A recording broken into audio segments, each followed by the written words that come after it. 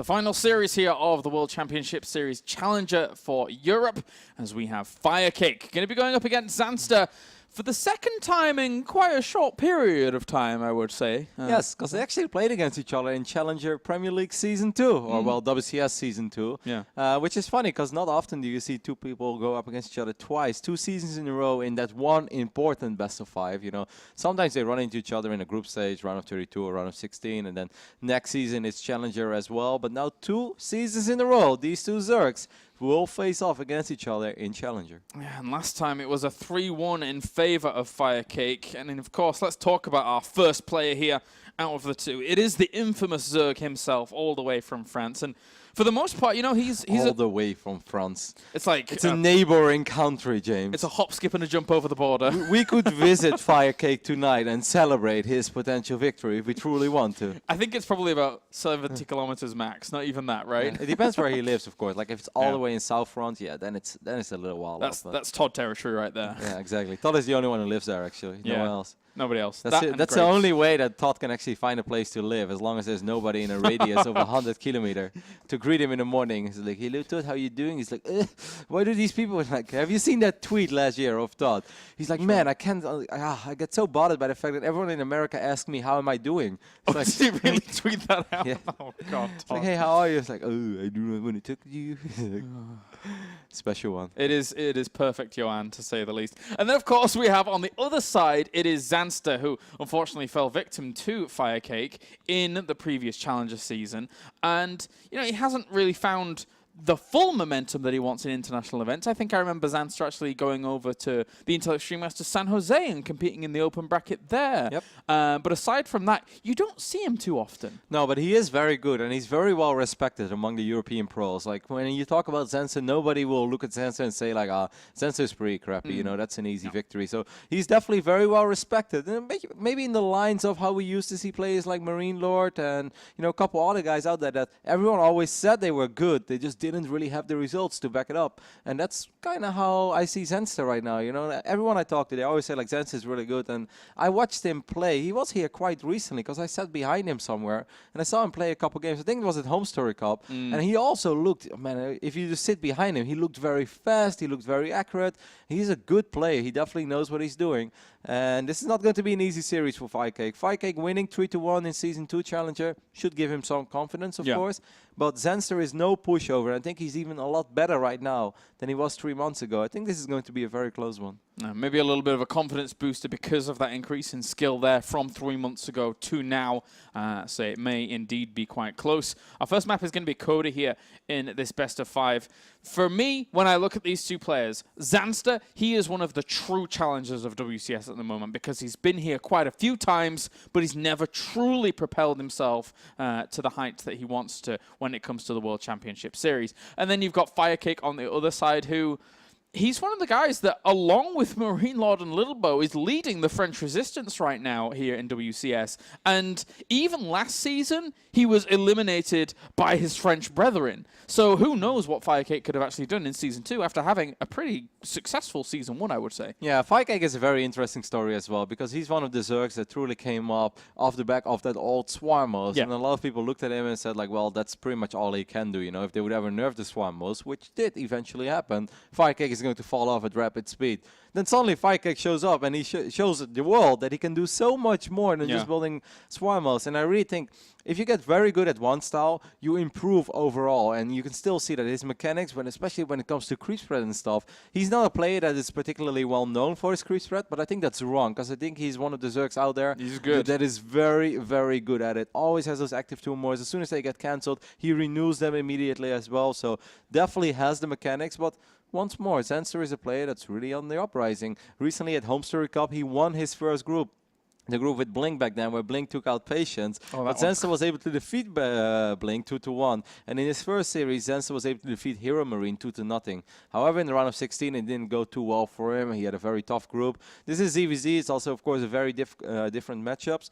But we'll see. I'm excited. Yeah, you're totally right about FireCake with what you were saying. He basically became notorious for a style, but then kind of transcended that style very, very well. The measure of that transcendence came in Season 1 when he actually did have a good round of 16 and was able to pretty well. Not, not push himself further, but did pretty well there. He had those close games against Paul. Do you remember that? Like, of course, the entire audience back then in Poitiers was behind FireCake, and he was really making it hard for Paul. Then on multiple moments, it kind of looked like FireCake was taking control of the game, but Paul, being Paul, just refusing to die, and then suddenly he's up for the army supply, and nobody has any idea how this happened.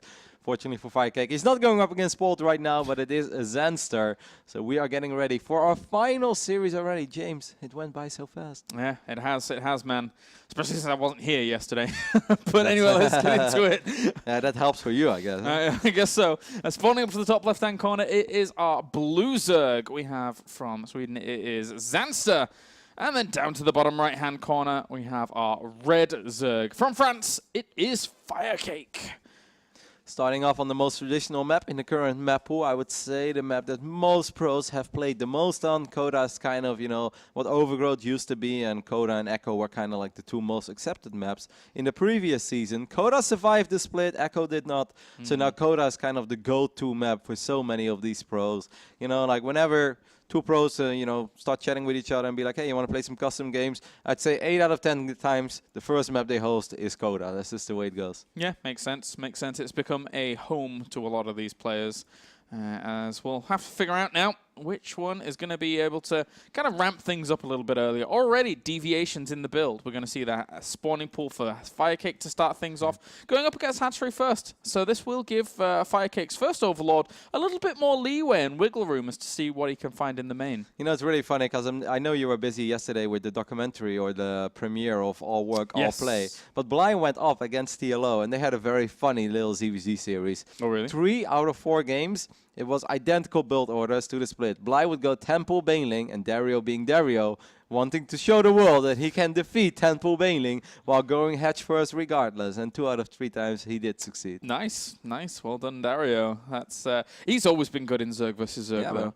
I'm not 100% what you guys said during all of that, but I like to call him a Zerg cannibal because he loves Zerg versus Zerg. I think we may have mentioned that. Thirsty out there for some Zerg blood, I believe.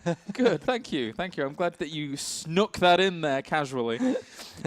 Absolutely casually. It's not like we grabbed the paper and read it off word for word. No, not at all. All right, well, the Overlord's going to get in for both players, actually, and even Zanster got in there and was able to spot the gas timing, so the timings do work out nicely here on Coda for him. Yeah, Coda is, of course, a very straightforward map when it comes to ZvZ. Sometimes you see a small skirmish early on, but I think that both of these guys, I kind of have the feeling this is going to be a roach game. Both players will try to get their upgrades going, will try to cut corners wherever they can. I'd be very surprised if one of the two makes an insane amount of Zergling, so it does something very bizarre with it. Zergling speed is on the way right now for FireCake, but there's always a small chance he will cancel it if he feels like, well, my opponent may be getting Zergling speed, but I don't think he's going to do anything with it. Coda also one of these maps with an old school ramp towards the natural, so you can get a couple Evo chambers, queens in position, Spike Runner behind it. And, well, it doesn't really matter how many links your opponent has. If your queens are in a good position, you can kill links for days. Yeah, and it's not like even the rocks matter too much at the very beginning of the game because, you could start working on them with lings if the full wall's there, but in the end, the queens are always going to be parading the Zerglings anyway. So. And if that's super obvious, then they can still drop an evolution chamber behind that as well. So I think it's going to be fine. We do see the Baneling Nest going down right now for our Swedish Zerg, Zanster. Of course, a very big series for him as well. Went over it, he went indeed to Intex Remastered San Jose, and the reason why he was there, because some people may be like, wow, isn't that a little ambitious for a Swedish Zerg to go all the way to California to participate in an open bracket, that may not seem like the best investment out there, but Zanster spent quite some time in the Root Gaming House in San Francisco, and then he just kind of combined that with that visit to the Intex Remastered San Jose, where he didn't have the run that he was perhaps dreaming of. But I often feel, and I think Huck as someone who's mentioned this in the past, if you play a lot, right? If you grind a lot of games, you won't see the results immediately. It doesn't happen within a week. It won't be the first tournament you attend ever, but you just gather a lot of additional skills that you will be able to implement over time. And then at a certain point, you just become a much more well-rounded player I think Hawk once upon a time said that he feels if you go to Korea right now and you play an insane amount, just 4 or 5 months from now on, that's when you truly will see the results of that practice. And I can actually get behind that. It's very hard to, because sometimes the first tournament that you attend as well, after going to a gaming house, there's always a little bit of extra pressure on your shoulders too, because you demand so much of yourself. But now, you know, Zanster should have all that practice under his belt, and he should be a very well-rounded player right now. Yeah, I definitely think so. I think someone that was probably, we see that as an example, would have probably have been Snoot. I mean, yes, he was a good player before, and then when he went to Korea, I think it was the first time, I can't quite recall,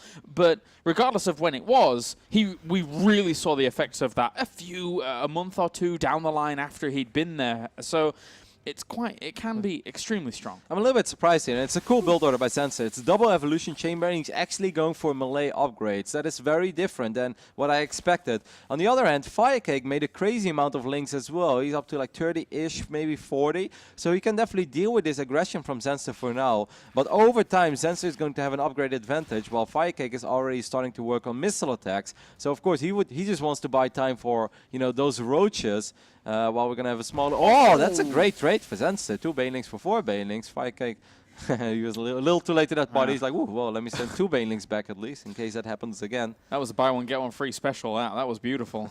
I'm going to head up all towards the top here. FireCake had him morphing in those 8 banelings in defensive posture. Surely they couldn't have all been defensive, as Lings will split up towards the front here and almost just be like these banelings are just going to be pretty much sacrificed off as long as Zanster splits correctly. Yeah, even if you, well, the second baneling went pretty much for nothing, and the first baneling only got 3 or 4 links. I think Zanster is very pleased with how this went so far. There are 9 roaches on the production tab now, though, and FireCake is, of course, already on 3 bases. Normally, with this build from Zanster, the goal is you make way more links than your opponent, and then you at least try to cancel this 3rd base. Now this 3rd base went up completely uncontested, because FireCake made so many links and banelings. Zanster definitely has some pressure on his shoulders right now that he needs to make something happen soon. He has +1 carapace. That's nice, but with the man, I feel that FireCake has read this game like a book so far. Yeah. And it's going to be very difficult. Yeah, of course, Zanster is ahead by 6 workers, but as soon as FireCake feels safe, he can just saturate that 3rd base, and he's going to get a much, much better economy. Yeah, FireCake just got himself basically some free banelings there. The one thing that's going against him is the fact that Zanster transitioned on very, very aggressively to the layer and is really kind of putting all of his gas eventually in towards the Spire, but it could be all for nothing if FireCake is actually able to put on some aggression with some of these units. But FireCake has no idea about the Spire timing, and that's something that's going to work in Zanster's favor. I really like ZvZ when it's played out like this, when you see 2 completely different styles clashing. One player going for the melee upgrades with a lot of Zerglings, going into a quick Spire. The other one going for slightly quicker 3 bases and going for the good old roaches. Very curious to see how this plays out. I feel like FireCake would already be too late if he starts making a lot of roaches now and tries to run across the map. Yeah. So that's why he just went for the good old drone department, and he definitely saturated this base near to success, I would say, and needs a few more drones to truly be optimally mining from it. But we'll see. I kind of wonder how FireCake is going to play this out, because I feel he's going to have to be very defensive. Map control will obviously be in favor of Zanster for quite a while, because he's going to have those Mutalisks. There's maybe a small chance FireCake squeezes in a few more queens and goes for a good old Queen Nidus, but I don't think that's going to be the case. I feel like it's all a little too late for that kind of stuff. I think the last point, though, for this is that FireCake has read the situation well, only really seeing Lings at the front, not really seeing any gas investment anywhere else, and not spotting the Spire, has kind of said, well, okay, what else are you going to be really doing when your 3rd was that late?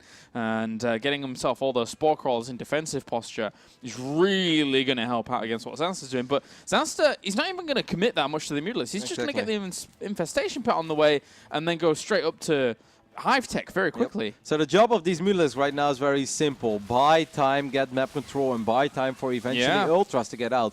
Ultras can be ridiculously good against Roaches. If you have 4 or 5 Ultras, they're going to have at least 2 upgrades, and you get Kindness Plating. You drop a Fungal Grove on top of a Roach Clump, man. Roaches, they will just evaporate. If you think Immortals kill Roaches quickly, see what a couple of Ultralisks will do to them when there is a Fungal Grove on top of them as well.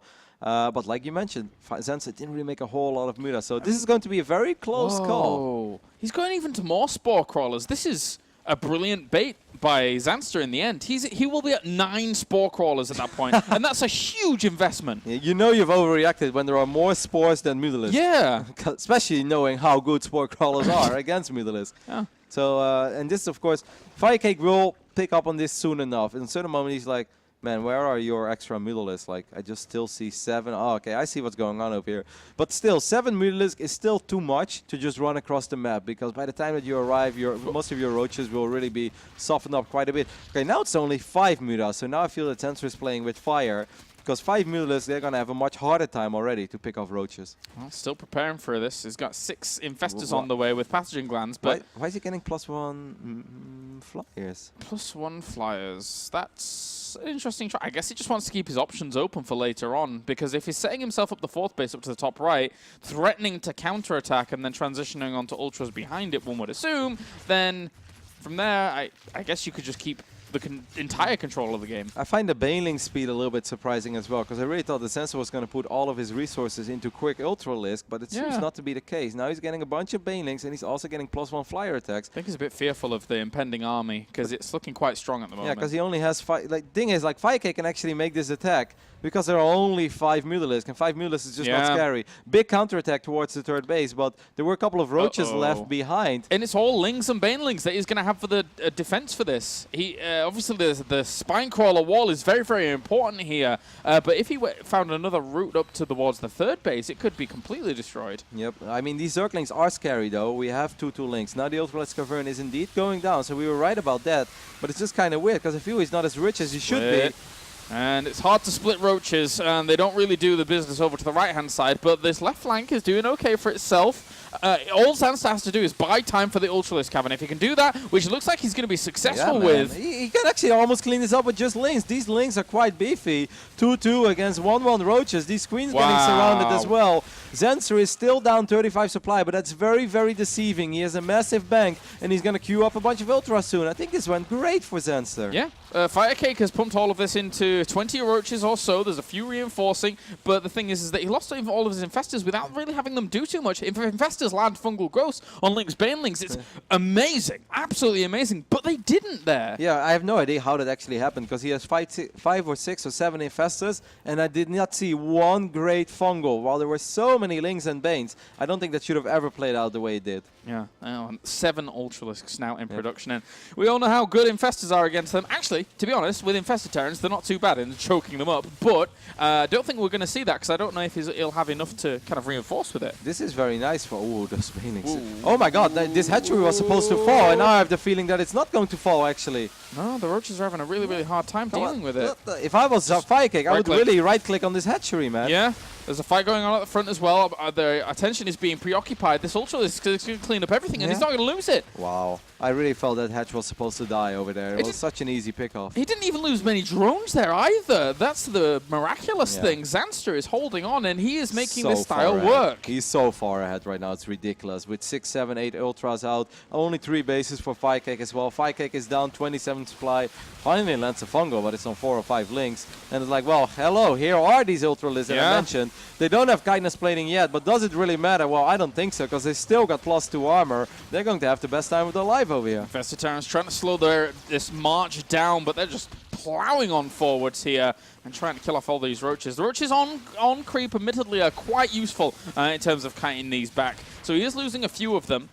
And it's still just roach tech here for FireCake. Like, Zanster has to focus fire a little bit better, because I feel these Ultras could have killed slightly more than he actually killed in the long run, but I still feel this is easily good enough, as he's up 40, 50 supply. Yes, he lost a couple Ultras here and there, but he also killed 35 drones over Zerg. That's only on 3 hatcheries. Zanster won't make the same mistake as FireCake made, and he's going to kill that hatchery and just get out of there with 2 Ultras, despite the fact that they're low on HP. All he has to do, I think, is get Kindness Plating. I don't know why he's getting more and more Ultras. I would really get that upgrade. It's not that expensive, and it's so good. And I wonder if FireCake had just a general bad reading to this, because the thing is that if you click on the Lings eventually and see that they do have 2/2 early on, you can pretty much read into what is going on. Nice interception there. These 2 Ultras will still die in the end, so that's kind of nice. But when you're playing roaches against Ultras, and you're down 50 supply, and not a massive link counter, by the way, got a cancel on that potential renewal of that third base. Zanster has done a really good job all game long with counter-attacking. Some counter-attacks didn't go that great, but some of them did very good. One fungal lands and all 4, 5, 6 roaches will die. And Zanster takes game number 1 with a really cool style that I think is in general pretty hard to pull off in ZvZ, but he did it. Yeah, very, very well done by him. I think one thing that was really the linchpin of that when you watch a Zerg versus Zerg like that is when you're just going for those upgrades and when you're trying to transition on that fast, you need something to solidify yourself and make sure that they're not going to be moving out, right? But not only were the Mutalisks a good move for that, but there's 2 packs of Zerglings always threatening for the counter. Beautiful stuff for Zanster to set himself up. Yeah, just like I said, not all of them were successful, but some of them were, and they also at least forced the opponent to leave a couple of roaches behind. Yeah, I think there were just a presence. Yeah, I think there were 2 key moments. One that you mentioned very well, there were 9 Spore Crawlers against 7 Mutalisks, guys. Overreaction, yes, no, maybe? Well, absolutely. And then that attack could have still been very good for FireCake, but I don't know what really happened over there. The Queens were still in the middle of the map because they were really slow. And he had a couple of Infestors, but God knows what happened to those potential fungals, because he lost almost 20 roaches just being surrounded by Lynx and Banelings, while that entire army, if you fungal it once or twice, the army of Zanster becomes a gazillion times worse. Like, just fungals, just completely shreks Link, Baneling only.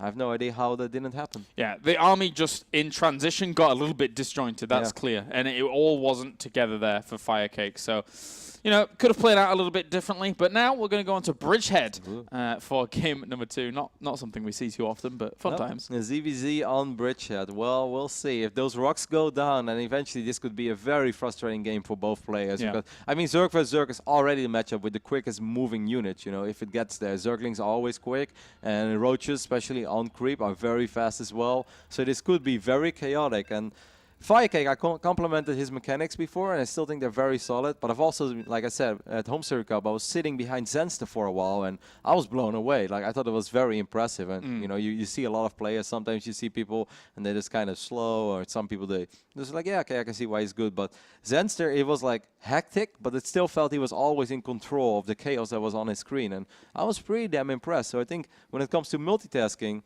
Zanster will definitely be able to stand his ground. Let's get into it then. Game number 2. Zanster leads 1-0 at the moment here in this best of 5. The final best of 5 of the night, as we have spawning over to the right-hand side, representing Team Property. It is Zanster. And to the left, we have our red Zerg, our Premier player coming back to try and get himself into Premier once again. It is FireCake. I'm going to put you on the spot here, James, but I do think you know this. If Zanster makes it to Premier League, is he the only Swedish player in Premier League? Because I think he is. I think so, yeah. I'm trying to think. I don't think Moro qualified. Nanima didn't make it, and sort of didn't make it either. No, I think you're correct in that. That's crazy as well, man, because in the early days, Sweden was always the powerhouse of Europe. Like, let's face it, the torch has been handed on to France at the moment, if you really think about it. Yeah, and Germany, though. You got to give the Germans some love. Germany is looking good. I think TLO has always been there as at the forefront of WCS at the moment, really flying that flag himself. TLO survived 3 waves of German generation of players.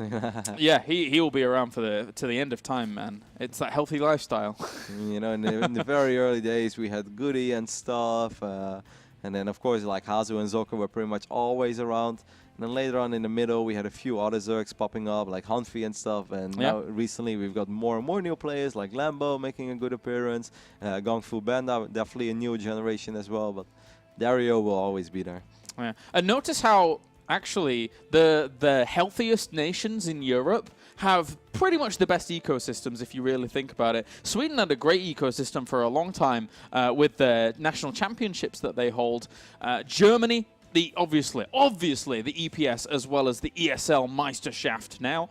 And then France, they have the tournaments run by O Gaming. These 3 countries really have a fantastic ecosystem to breed that kind of talent. Yep, and of course it's always motivating as well, because what comes first is often you don't really think about becoming the best player in the world, but you want to become at least the best player of your country, right? Yes, yes. And if there is a very fierce competition to become the best player of your country, then you will automatically become a lot better, because, you know, if you're within months the best player of your country, then it's like it's easy to get lazy or, like, you know, the early satisfaction, which is very dangerous. Like, well, you know, I achieved this. I'm the best in my country. And if there's qualifiers for my country alone, I will always qualify for this main event, you know.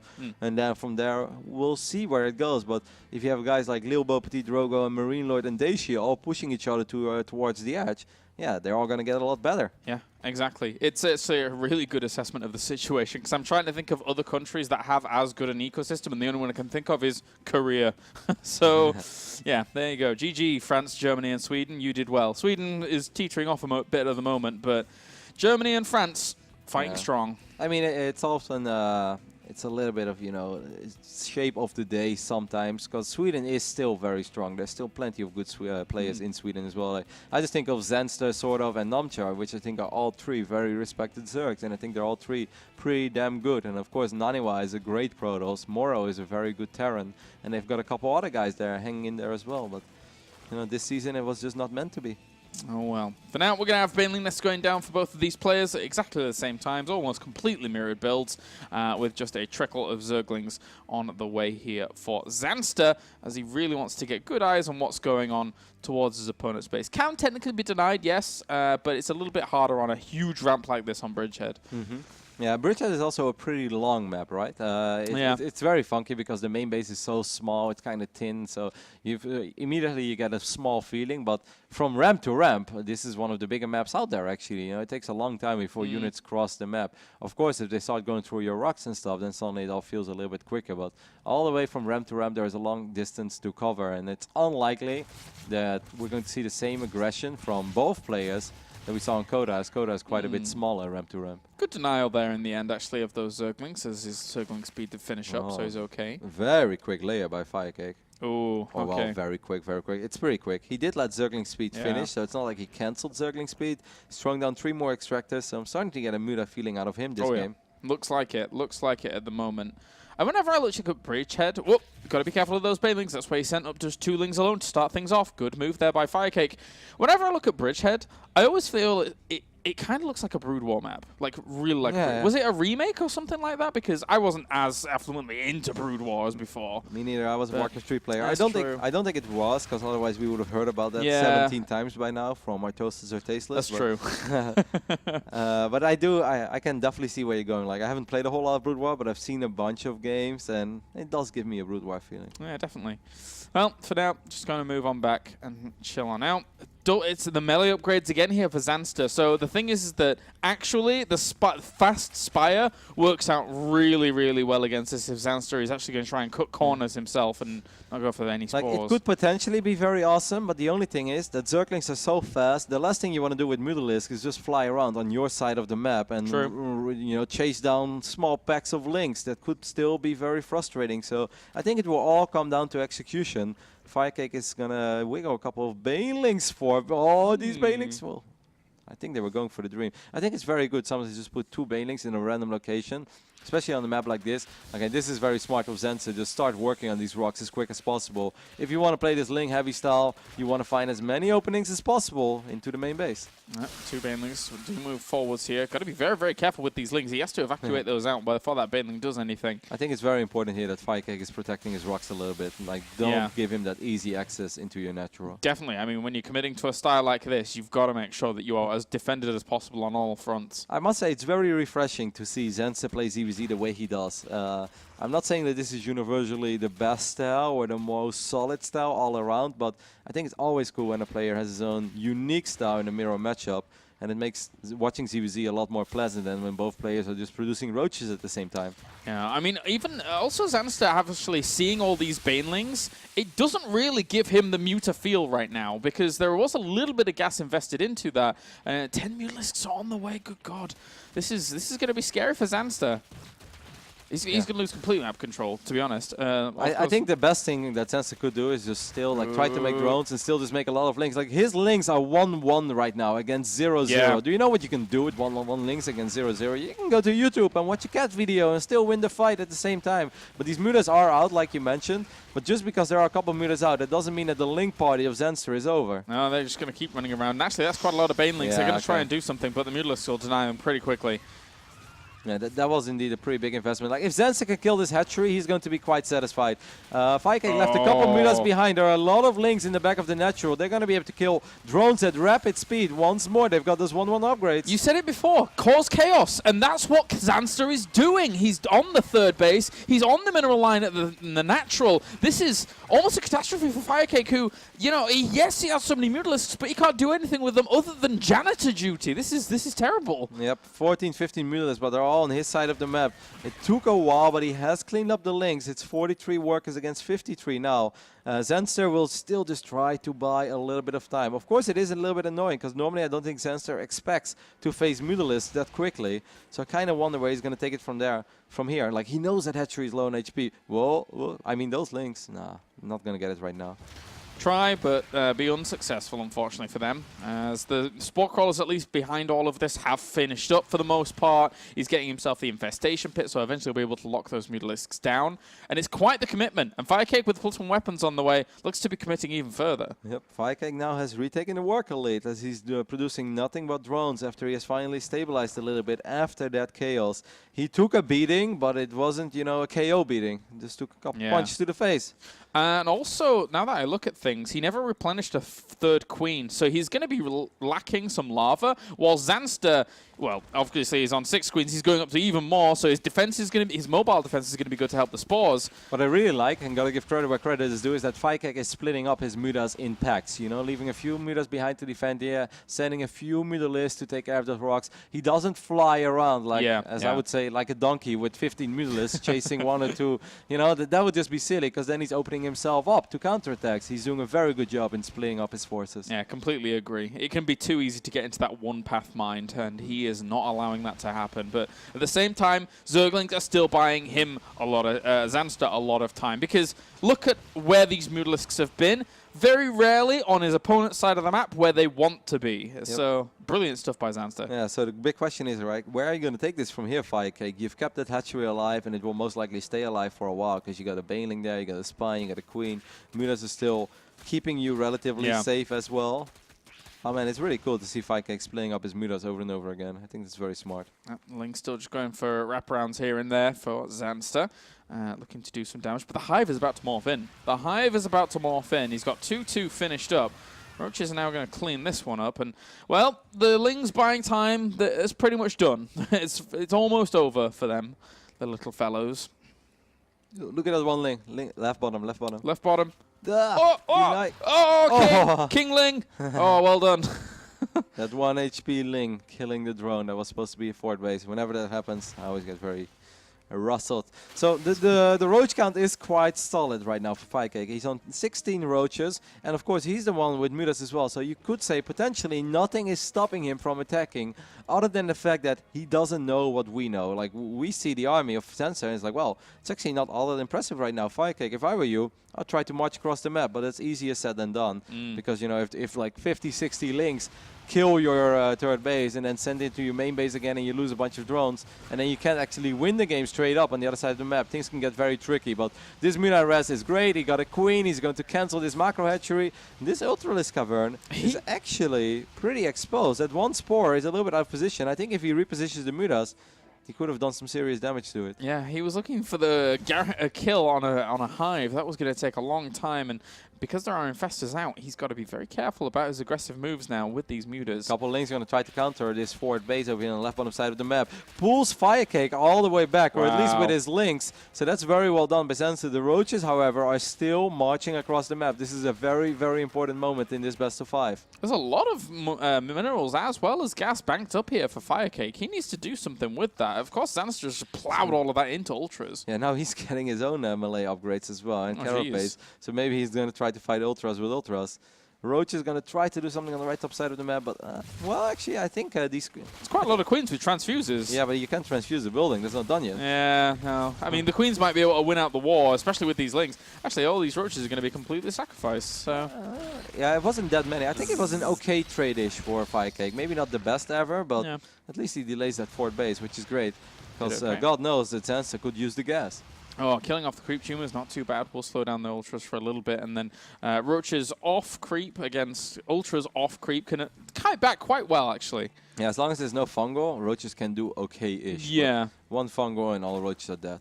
Yeah, so gotta be especially with lings wrapping around on you as well. It's a bit. He just made treacherous. 17 roaches, perhaps worried about that those first ultras making their appearance on this battlefield. Well, the ultras aren't gonna have much of a fun time through this area, that's for sure. So he's gonna be looking other paths to really do some damage. That's a lot of spine crawlers. Man, this is really cool. This has been a very entertaining ZvZ series so far. Game 1 was cool, and Game 2 is really cool as well. I think it's much more pleasant to watch than the good old Roach Chemist, which does, of course, have its beauties in its own, but unless you're truly trying to improve your own ZvZ and really pick up on these small timings, some of the ZvZs can be rather dull, but I think these have been very entertaining. And Zanster maybe has a little bit of a timer above his head, because the greatest biomorphing in, there's not a whole lot for him to deal with that at the moment. I don't think he has a Spire on the other side, and yeah, Fungals and Infested Terrans are nice, but only so nice against Broodlords. And let's not forget that it's very difficult for Zanster to scout. I mean, they're still Mutalisk, sniping every single Overlord and Overseer. And these links, again, on the left top side of the map, excuse me, are going to try to take care of these rocks. But the Mutas have just been always there. Access denied once more. It's so difficult for Zanster to figure out what he has to worry about. And these Broodlords can completely catch him off guard. And Lings get into the natural somehow, some way, all through the main and get themselves a queen. But thankfully for Zanster, though, it's going to be replaced pretty quickly for the lava injects. And just spot the full extent of that base up there. Yeah. FireCake did so well this game. I'm actually super impressed. And I think going for Broodlords now is just super smart. Both of them have held in really, really well. Zanster's prolonged keeping his opponent back. FireCake holding on himself and being able to get his economy up on that fourth base a little quicker, realistically, than Zanster did. I mean, yeah, a few queens are marching across the map now. This is normally the moment where Zanster's army would be terrifying to fight, because he's fighting 2-2 upgrades. Banelings and Zerglings will just run into the spine crawlers, you know, towards the third base. There's no way you can ever fight into that. I hope you understand that, Zanster, no matter how many transfuse you have. But the biggest worry for him are still those Broodlords. He's completely unaware of them. He's not ready to deal with Broodlords. And I really love this by FireCake. This is just very smart play. I actually have to completely agree with what you said about 3 minutes ago, Kevin. This is actually one of the most beautiful Zerg versus Zergs I've seen in a long, long time. This has been a brilliant little game here so far. He now sees the Broodlords, and oh my god, a lot of those Banelings actually connect with the Lings down to the left-hand side, and he killed off some of the Spine Crawlers at the front with the Ultralisks, but only so many went down before the wall just keeps on holding. This is a dream army to face for FireCake. There's almost no anti-air in this at all. Queen is short-range anti-air. You know, Fungal Grove doesn't really do anything against Broodlords. All these queens are going to die. There's just no way around it. This is one of these moments where you're going to try to save them, but you know, there's nothing you can do unless the Zerg would have a recall, but he doesn't. Well, maybe a Knight is network, but he doesn't have that building either, James. Oh, what a great game. What a great game. Even just the small intricacies, like you pointed out before, the Mutalisks denying scouting. Now Zanster's having to react. Panic mode sets in here for Zanster as the Spire is on the way, and he's trying to scramble for some kind of anti-air, but he just can't find it. It's going to take forever. FireCake is richer already, and he already has that Spire. He probably has air upgrades too. Yeah, he has +1 flyer attacks. He's going to go for +2 as well. Ultras will finally make it into the main base, but well, maybe you can swipe away those drones. They're nicely clumped up. But, you know, in the end, this is I don't know what Zanster can do anymore. He's too far behind, I think, when it comes to the air battle. He's going to try to save, you know, himself by making a ridiculous amount of corruptors. But FireCake is already one step ahead in that department as well. And these Ultralisks, every single place they go, they just get killed off from the air. Very, very difficult for them to do anything. Lings as well as Ultras want to break through this wall, maybe put on some pressure towards this location. If they could get onto the Great Spire, great. But it doesn't. This army is ridiculous here for FireCake. Yeah, that would actually be great. I think you made a very important point there. If I was Zanster, I would click on this Spire. Just click on this Great Spire. Yeah. Because if you can win the air battle, then maybe the dream is still alive. He's ignoring the Spire for now. He's going to go for the Hive, and he takes it out very quickly because these Lings have got good upgrades. But come on, he should kill the Spire. And all in all, I mean, these attacks towards the north as well as the south are trying to exploit the fact that FireCake's army is pretty darn slow at the moment. Yeah. And that armada here for FireCake is marching through the middle. Corruptors are going to greet Corruptors. I don't think Zanster wants to take that fight just yet. He needs Fungals with this. Yep, well, he lands a Fungal. This actually, I mean, if he kills the Spire, then Zanster could completely turn this game around. He has a few more Corruptors, not many. There's a Spore Crawl that's going to help out a little bit as well. And the Queens, of course, will help out the Corruptors. One Broodlord falls, second Broodlord falls. Man, Zanster, is he really doing this? Yeah, he has the higher Corruptor count, and he's got the Fungals. He keeps borrowing the Infestors to make sure they don't die. This is so well orchestrated here by Zanster, who's going to be able to kill the rest of this off. The ground army, the Roaches, are actually pushing back some of those Queens, and he will lose this base. Here come the Mutalisks as well. They need to be big game changers. Where are the Infestors? I think they're all gone, right? So he has no more Fungals for this. Yeah, I mean, it takes forever for Mutalisks to kill Corruptors. Somehow, some way, Zanster got out enough Corruptors to kill all these Broodlords. He lost the base, but he still has Ultras. You know, it's ridiculous, by the way. He has killed every single building in the left top side of the map other than the Spire, but it is bleeding out. It'll bleed. He needs a battery or an Overlord over there somehow. The Mutalisks as well go into town in the middle of this map. This is a brilliant game. What a sick ZvZ. This is one of the best ZvZs I've seen in a while. It's verging on one of the best ZvZs of all time that I have seen. This is fantastic, the way in both these players are dynamically trying to counter one another. It's actually really beautiful. This is the way that StarCraft is meant to be played, right? Yes. It's like you try to outsmart your opponent over and over again. And Zanster right now taking a 20 supply lead. He has 16 workers more. Launching the counterattack into this base, the most important base here at the moment for FireCake. I am so excited right now. This is brilliant. Yeah, these links are so strong as well. Of course, the links for FireCake are stronger now too. They have 2-3, but 3-3 against 2-3 is still a fight you want to take with your links any day of the week. He's burrowing links as well. That's so cool, because now FireCake thinks like, okay, fine, this is finally gone, right? And he will look somewhere else, and then suddenly all these links on burrow again, and you lose even more drones. 24 Mutalisks against 15 Corruptors at the moment, but the big impact maker is going to be those 4 Infestors that he has available to him. FireCake, likewise, started Pathogen Glands. He's trying to get to his Infestors as well, because it's so important to lock down these armies. He gets himself a Fungal! He catches a few of these Mutalisks, he will chain it, get those guaranteed kills, and they're doing 0 damage whilst dying. Yep, and more links streaming towards the left bottom side of this map, and these links are strong, they are beefy. He could unburrow the other links as well, so reinforcements out of nowhere. 3 Big Daddy Ultralists show up, so this hatchery should fall right here. You could go for drones, could go for the hatchery, or why not both is probably what Zanster is thinking over here. Yeah, the Lings of Unburrowed, they're going to continue their rampage. The 2 Ultralists are marching into the main base. They can even catch themselves Infestors, and Zanster realizes that he blocks one. That Infestor gets cast aside very, very quickly. Likewise, the Queen gets thrown up in the air, and these Corruptors have been worth their weight in gold for Zanster. Yeah, they've been so solid. He was down in air upgrades, but with Queen and with Spore, he was able to win that Corruptor war in the end, and of course a Fungal here and there as well. Now a Fungal lands. Is this a fight you want to take with the Mutalisks? Continue chaining it. Continue chaining it. You've just got to do as much damage as possible here for FireCake. But does he have enough? He doesn't have enough Muters. He can't. Oh, and the Infestors are on the way. Look at them burrowing in slowly. Sharking their way across the map. Again, links being sent to the left bottom side as well. This has been so sick. So well played by both players for the longest time. I really thought Zanster was dead and buried, but he's turned it around in a magnificent manner. I gotta say, I was about to call you Todd, sorry. One of the greatest Zerg versus... No one has ever insulted me like that, James. the greatest Zerg versus Zerg I have seen here in WCS Europe, WCS in this capacity. Fantastic game. What a game we've seen. Yeah, links again being annoying in the left top side, picking up a few more drones. Look at the amount of drones. Oh my god, the Zanster has killed this game. He has killed 84 drones with just Ling harass. That's great. And that wasn't like, you know, 25 workers at once with a storm drop or whatever, or with a big fungal. No, these were just 3 here, 4 here, 7 there, 6 there. Man, that's insane. Amazing, amazing game. And Zanster now, I mean, things have calmed down a little bit as both players try and reconstruct their economies here. But at the same time, looking at the numbers, still 15 Corruptors against the Mutalisks. The Mutalisks are going to have to just constantly evade and make sure that they can try and find guaranteed damage somewhere. But it's so hard if you're FireCake right now, right? Like, we see everything. We know where Infestors are and where they're not. But, you know, for all he knows, there are a couple of bird Infestors around the corner. This Hive is starting to run a little low on HP, but he doesn't just want to fight against these Corruptors yet.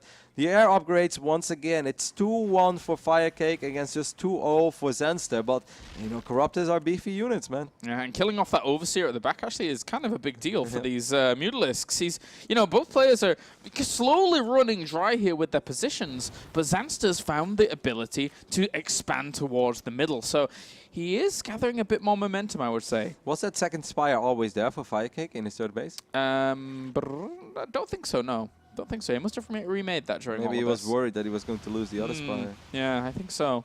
But still, Overseer has been replenished here for FireCake. Lynx again in the left top side will once again find himself a couple drones, but FireCake has enough Lynx over here as well, and it does really help that he at least has some upgrades on his Lynx. If he would have still been working on like 1-1 Lynx, there's like almost no way ever he's going to get a good fight anywhere, but now at least he can sort of hold his ground. Zanster is still up in supply quite a bit, but the majority of that, or at least more than half, is workers. That was very close to getting sticky in the middle, and I mean sticky, because the infestors were underground burrowed, and he tried to launch some fungals, knowing that they were there. So if that had have happened, that you could have called GG right there. Those infestors are so important to this game. Absolutely. Lynx trying to do something on the right top side, but there were ultras there were Lynx there were spines, and even queens as well. Zanster looking rock solid. Like, you know, like we praise Zanster for the amount of drones that he's killed. FireCake has been trying to kill a lot of drones as well. It's not like he hasn't even tried. He's been super aggressive, but Zanster, man, he's like a brick wall. Has only lost 20 drones in this super chaotic game where he was in so many dicey scenarios on multiple moments. And this time, again, look at all these Lynx. They're going to take care of these spines. Maybe we'll finally be able to get the Great Aspire, and maybe this hatchery as well. There were not too many resources left, but it all helps. Yeah, they want to get themselves up to 100 drone kills. That's what they want to do, because right now it is verging on it. If they're able to just find out that those drones have headed down towards the bottom, but there's a lot of static defense there. So sniping the Great Aspire is a pretty big deal because there is no hive, so that means there will never be a moment where these Mutalisks or maybe Corruptors of FireCake can get +3. But I feel slowly but steady. Zanster is just picking FireCake apart right now. He's up 60, 70 supply. He has units everywhere. He has a stronger army. Look at the minimap and the amount of blinking that is going on almost any given moment. There's been so much happening over here. Got himself up to 94 drone kills now as the Zerglings here keep running Fungo around. on the Corruptors. Oh my god, big Fungo. But at the same time, they're locked down. They're locked down the infestors. And there you go. As simple as it is, once you lock down those infestors with a counter fungal, gotta call GG right there. You need them to deal with those air armies. What a game. What a game. That was such a joy to watch. Just from start to finish. FireCake, you know, setting himself up so good, doing so many things so well, and then hiding the Brood Lords. And when Zanster was supposed to make his big, powerful push, FireCake was so ready for it. Looked like he was in absolutely control of the game. There's no way in hell that Zanster can ever get an answer to these 9, 10 Brood Lords and these 14 Corruptors. With better upgrades, somehow, some way he did it.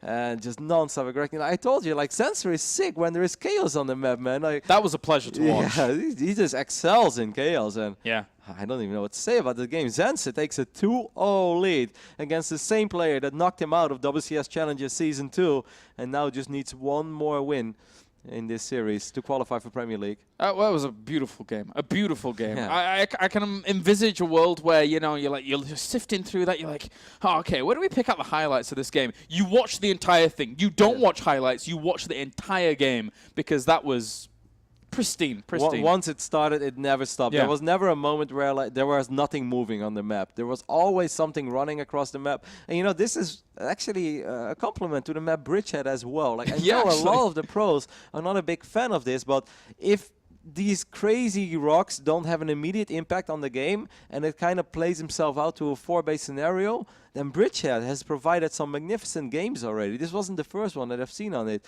Like Snoot TY from IEM was ridiculously good too, and this was awesome.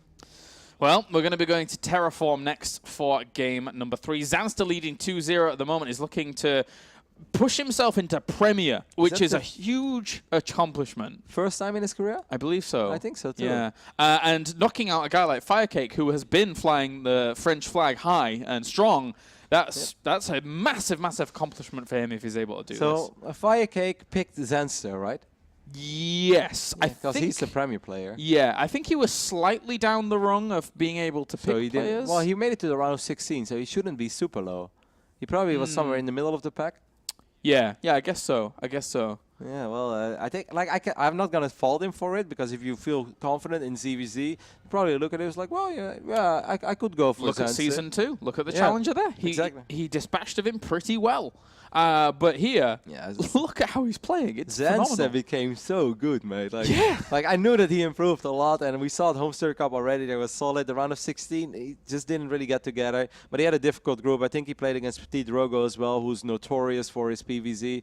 You know, they're so well known for it. Yeah. So the fact that he wasn't able to get it together back then, but So far, so good. And like, if he's able to win this series, yeah, there would be an upset in the eyes, I think, of many. And that immediately also makes me so excited to see him in action in actual Premier League, see what he does over there. Because if I'm a pro player right now and I'm looking at this, of course, you know, every matchup is different, and it doesn't matter how good you are in ZvZ. If your ZVP is a lot weaker, then the pros will still pick you, right? It's like, yeah, well, I know he's good in Mirror, but that doesn't really have any impact on our matchup. Yeah. But if I was another Zerg in Europe right now, wouldn't want to play against Zanster. He looks very good. I wonder if FireCake could be a little bit mentally broken after a game like that. Yeah, because you feel you do almost everything right. Exactly. For the first 15 minutes, you feel like FireCake does pretty much everything right. And even then, it snowballed and snowballed and that wasn't a snowball, actually. That was an avalanche right there. It's from both sides. It was like two avalanches hitting each other, and all of a sudden, Zanster finally comes out on top in that. I told the players, actually, in game, and I rarely do this, amazing game, because that, for me, that game is the highlight of Challenger. Yeah, no, but this is why we want to watch StarCraft, right? Yes. You know, like, these are the games that we do it for, why we love this game, because I see this game, and, you know, like, I play the game a lot, and I try to be still remotely decent, but I notice it as well, that I'm just slow compared to some of these guys out there. And if I see this game, it's like, it's hard to cast, like, how are they playing, you know, how are they making correct calls, while only seeing half of what we do.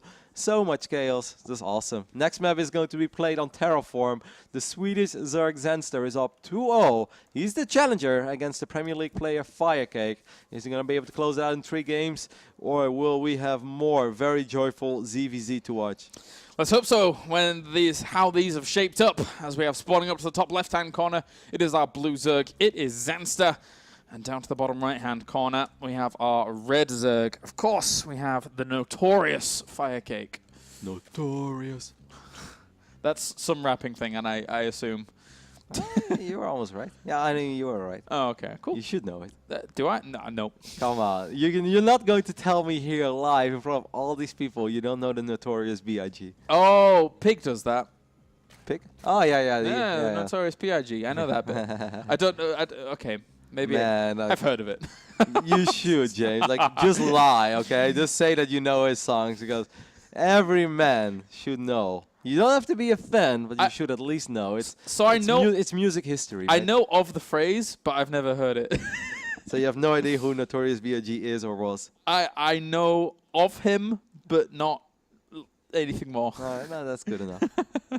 Different strokes for different folks, James. I guess so. All right, well, already, spawning pool for FireCake. So, as you said, different strokes for different folks. They're going to be going slightly different builds here to start things off with the hatchery first here for Zanster. But, god damn, Zanster has got to have confidence now after these 2 games. That's one of those games where you feel like you're on top of the world. Yeah. You know, like, whether... even if that's a ladder game, that's going to make you feel so good. It's very satisfying to win those nail-biting games where you're very much aware of the fact that, you know, your opponent did something very good and you got outplayed for a bit. And then if you can still turn it around in the same game, then it's just like, yeah. Exactly. If I have that ladder game, I get up from my desk in StarCraft and I'm like, well, I beat StarCraft, guys. GG, it's over for today. I'm going on a rest. Because that was brilliant. Oh, well, time to calm down a little bit and see what Terraform has in store for us. We can only hope. I mean, if I'm Zanster right now, I'm not sure how... Terraform is a map with multiple paths as well, so this Ling upgraded style could potentially work pretty well for him again. And, you know, it's really funny, because I think back of my good old friend, Mr. Bitter, who was always a massive fan of these, like, double evil... He was, yeah. And he kept going on about he it loved every single game, and I was like, man, like, just drop it, mate. Like, it's never going to happen. People love roaches. Like, just take a breather. You know, he's like, no, man, like, it could work. And it's really cool to see someone like Zanster doing it in such an awesome way. Oh, Ben. I can recall, I don't know why this happened yesterday, but I recall seeing the picture of him with the Canadian flag in the back of his head, shaved into his head. I'm thinking to myself, yeah, he loved this style so much, he'd shave the melee symbol into the back of his head and be totally fine from there. He really enjoyed it. Bless him. Yep, Zergling speed on the way for both players. Zanster stopped. No, actually he did not stop mining gas. I thought he pulled drones off it for a bit, but he's still mining. FireCake on the other hand did pull away 2 out of the 3 drones. Yeah, Zanster could actually go for something pretty aggressive here and really shake things up. There's the Baneling Nest. Yeah. That is quite quick.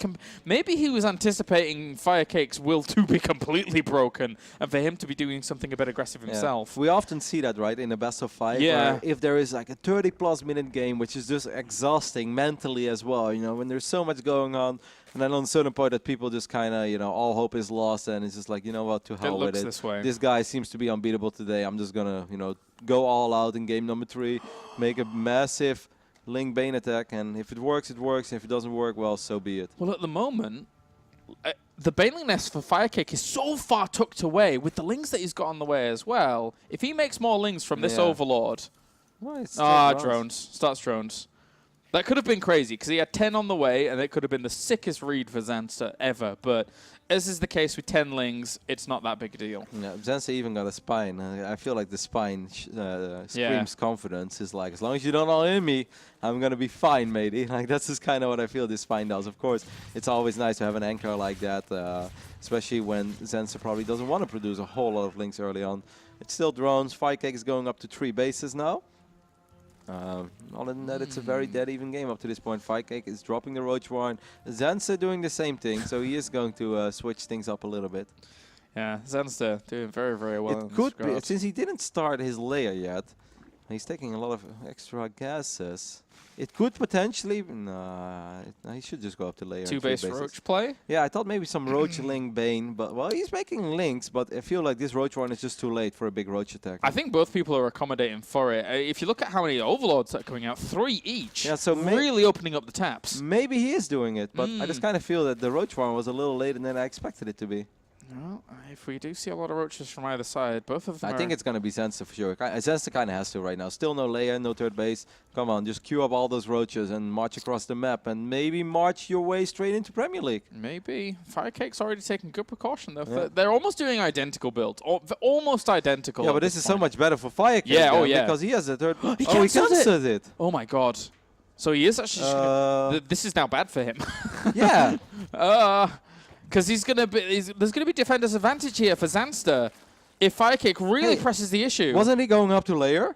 Who? FireCake? FireCake? Well, if he was, it's not there anymore. No, I thought he was going up to layer as well. So both players are just doing the exact same thing. It's like, I'm going to attack you. No, wait, I was about to attack you. So if I'm Zanster right now... Oh, no. Ooh, yeah, Zanster goes up to layer now, and I think that makes perfect sense. Yes. Because if I'm Zanster, I'd be like, well, I planned on attacking you, but if you want to attack me, that's fine. I'll take defender's advantage any day of the week. And he already did a little bit of damage to those links up towards the top. Army supply is in favor of FireCake technically, but the reinforcement point would have already been on Zanster's favor, so he would have been in a totally fine spot. It's difficult to run away over here for FireCake because of all these links. They complicate things a little bit. They get a lot of unanswered damage out, and every single time that the roaches stutter step to shoot at these links, that means that the roaches of Zanster are going to shoot as well. Yeah, he shouldn't push too far past this shrubbery though, just in case there were extra reinforcements. Oh, but then again, he had the vision for the Overlord. So it would have been fine. Zerglings tried to go for a counterattack. Didn't really work out there for FireCake. I mean, Eunice lost resource step slightly in favor of Zanster. Yeah. FireCake right now renewing this hatchery, probably asking himself and kicking himself for the fact that he cancelled it. And if Zanster saw the drone heading up towards that position, he knows he's forced his opponent into an alternate path that he didn't necessarily want to go down. Wow. Zanster's layer has finished up. It's going to start roach speed immediately. No layer yet for FireCake. And on a map like this, if you want to be the aggressor, then roach speed is indeed pretty damn important. It's huge. He's up 5 roaches. He's making a few drones behind this though, and he's going up to 3 bases as well. So with the units that Zanster currently has, he doesn't really have to make something work because he's up in workers. Yeah, the layer is so late for FireCake to the point where this roach speed timing could be huge here for Zanster if he gets confirmation. And because there's an overseer flying through, oh, he didn't go down towards the main. Oh. So he's going to check the 3rd base, but if he goes towards the main and sees the fact that the layer is so late... Well, I mean, what he did do, I'm not sure if he paid attention to that, but he looked at the roach warren, and he could maybe see that the roach warren isn't wiggling, and obviously he knows that roaches are slow, so that could be an indicator that roach speed is miles off. But like, roach speed is extremely important if you want to attack. Defending can still be done without roach speed, because in the end of the day, you know, roach speed doesn't necessarily make your roaches stronger, and if you're just defending, you can just put them in good positions, and you know, once they stand, they will fight. So it's important, but mostly for the attacker. Zanster is setting himself up attacks, but not down the middle. He's got himself a small task force up towards the top that has been spotted, so FireCake should be able to react and should be able to shut it down. Yeah, well, he's going to use these roaches to pull Cup out of position, but FireCake didn't really take the bait. He left most of his roaches over here on the other side of this side blocker, and I kind of feel this is an okay fight for FireCake, right? Reinforcements. Yeah. Reinforcements coming to help on out, and they're really conquering very quickly. Also, Burrow is about to finish here for Zanster as well, which is going to make it even harder for him to deal with. There actually isn't an overseer at all. The drones have to come off the line. Zanster is going to be able to make this work if FireCake doesn't somehow pull out a miracle defense. I mean, it looked like FireCake should have had enough units. He had a lot of units in production that were just not participating in these fights yet, and perhaps he over-defended a little bit against the small roach squad on the north side, but Zanster, just like that, is steamrolling his way into WCS Premier League, and boy oh boy, is that well deserved. Yes, it is, after this kind of series, and he will be eliminating FireCake here, who was a Premier mainstay for so long. GG, good looking Premier. Wow. And Zanster 3-0 in this Zerg versus Zerg, and he says, you challenged me in Season 2? Well, back for Season 3, mate. You want to challenge me again? Nuh-uh, you're going to get an easy victory. I am going to slaughter you. That was beautiful stuff by Zanster. Yeah, absolutely. That is so cool as well. You know, he got picked, like you said, in Season 2, and he lost 1-3. And then if you wait for Season 3, you make it into Challenger as a, as a player who went through the qualifiers, and you're like, well, let's see who picks me. And you're like, oh, I mean, it's the same guy that beat me in Season 2. Well, but man, Zanster improved so much. Like, it's been a while that I've been so surprised from watching a player in a certain point in the year, and then a couple months later again. Yeah. This is phenomenal, like especially that second game. I can't stop talking about that second game. Like I really hope that somebody made a topic on Reddit already and say, holy crap, game 2 Zanster FireCake was great, because it was. And overall throughout the entire series, man, that's so cool. So cool for this still very young Swedish player. We shouldn't forget that he's still a young kid. Yeah, beautiful stuff. Beautiful stuff. Really well played out. Then what a way to finish Challenger across these 3 days that we've had. Zanster with a brilliant Zerg versus Zerg performance. Congratulations to him. And again, Game 2, please. If you've only just tuned in, Game 2 of this series right now. That's fantastic stuff. So I think we can probably look at the entirety of what's gone on throughout the 3 days here for Challenger League in Europe, as we already had a great day 1 and day 2 with some surprises there, definitely. Yeah, we can definitely talk a little bit about these days. On the first day, I think Red versus Hero Marine was a very cool series with 2 games not having the ending that you expect. And of course, Showtime versus Naniwa had a little bit of everything. It had drama, it had great plays, and just basically what you expect when 2 great Protoss players go up against each other. Mana happy, remarkable comeback. Mana being down 0-2 with so much on the line, wanting to make it to Poland so badly that we're at the round of 16, and further, of course, will be happening around the 20th of September. So that was awesome. Snoot was convincing. Marine Lord was very convincing. And day 2 for GG was extremely convincing. Starbuck having the biggest upset of them all, perhaps, with a 3-1 victory over Bunny, the highest ranked foreigner in the world. TLO was very solid against Bly. Lilbo showed that his Season 2 performance was absolutely no fluke against Sort of, and Uthermal decisively took care of Elfie. And, well, I think today was a great day. Oh, yes, it was. I think, as well, it's such a pleasure just to speak from outside a commentator's perspective for a moment. When you're a fan of StarCraft, like we are, when we're actually, we're in this job for a reason, because we're fans of StarCraft as well as commentators. No, it's all for the money, Joe. Esports dollars. But when you get to watch a game like that, just true joy, true joy. I can't stop smiling. No, I have that too, because that's what you do it for, right? Like, obviously we are very fortunate with our jobs, and there hasn't really been a day that I was like, man, today was really crappy, because like I'm still very blessed to be in this position, but this is the stuff that you hope for that just makes you generally so exciting. And I think everyone at home must have been on the edge of the seat for watching a game like this, because that's what StarCraft is all about. That's why we think it is the greatest game. Pretty damn good. Pretty damn good. All right, ladies and gentlemen, that does it for Challenger here in Europe. We now know our 32 players who are going to be playing in Premier League. But one thing we don't know just yet is which groups they are going to be in. And that will be determined on Friday at 6 p.m. Central European Summertime. So make sure to tune in. Same place here at twitch.tv/WCS, and you can find out exactly who is going to be playing who. Rotterdam, any last words before we sign off? No, I think Challenger was a huge success, and I had a lot of fun. Hopefully everyone enjoyed it at home, and Premier League Season 3 is coming to you very soon. All right, ladies and gents. Well, without further ado, that wraps it up here from us in Cologne, and we shall see you very, very soon for the round of 32.